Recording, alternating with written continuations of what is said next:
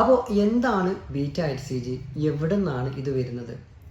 Pregnant ആണ് എങ്കിൽ എന്തായാലും ഒരു കുഞ്ഞുണ്ടാകുമല്ലോ. വളരെ നേരത്തെ ആയതുകൊണ്ട് ആ കുഞ്ഞിനെ നമ്മൾ എംബ്രിയോ എന്നൊക്കെയാണ് പറയാം. അത് അച്ഛൻ്റെ സ്പേമും അതുപോലെ തന്നെ അമ്മേൻ്റെ ഓവും കൂടെ കൂടി ചേർന്നിട്ടുണ്ടാകുന്ന സാധനമാണ്. ഈ കുട്ടി, അതായത് ഈ എംബ്രിയോ എന്ന് പറയുന്ന കുഞ്ഞ് പിന്നെ ഗർഭപാത്രത്തിൽ എത്തുന്ന സമയത്ത് അത് ഗർഭപാത്രത്തിൽ പറ്റിപ്പിടിക്കാൻ വേണ്ടിയിട്ട് ശ്രമിക്കും. അങ്ങനെ ഏത് ഭാഗത്താണോ ഈ കുഞ്ഞ്, ചെറിയ കുഞ്ഞ്, വളരെ ചെറിയ കുഞ്ഞ് പറ്റിപ്പിടിക്കാൻ വേണ്ടി ശ്രമിക്കുന്നത്, ആ ഭാഗത്ത് നിന്നും വരുന്ന ഒരു കെമിക്കലാണെന്ത്, ബീറ്റാ HCG എന്ന് പറയുന്നത്. ഇതേ സ്ഥലത്തു നിന്നാണ് പിന്നീട്, ഇതേ സ്ഥലമാണ്, ഇത് എവിടെയാണോ പറ്റിപ്പിടിക്കുന്നത് ആ സ്ഥലമാണ് പിന്നീട് പ്ലാസൻ്റ ആയിട്ട് മാറുക. ഈ പ്ലാസൻ്റയാണ് കുട്ടിക്ക് വേണ്ട ഗ്ലൂക്കോസ് ആയാലും അതുപോലെ തന്നെ ഓക്സിജൻ ആയാലും ന്യൂട്രിയൻസ് ആയാലും ഒക്കെ കൊണ്ടു കൊടുക്കുന്നത്. ഇനി എന്തിനാണ് ബീറ്റാ HCG? ഇപ്പോൾ പ്രജനന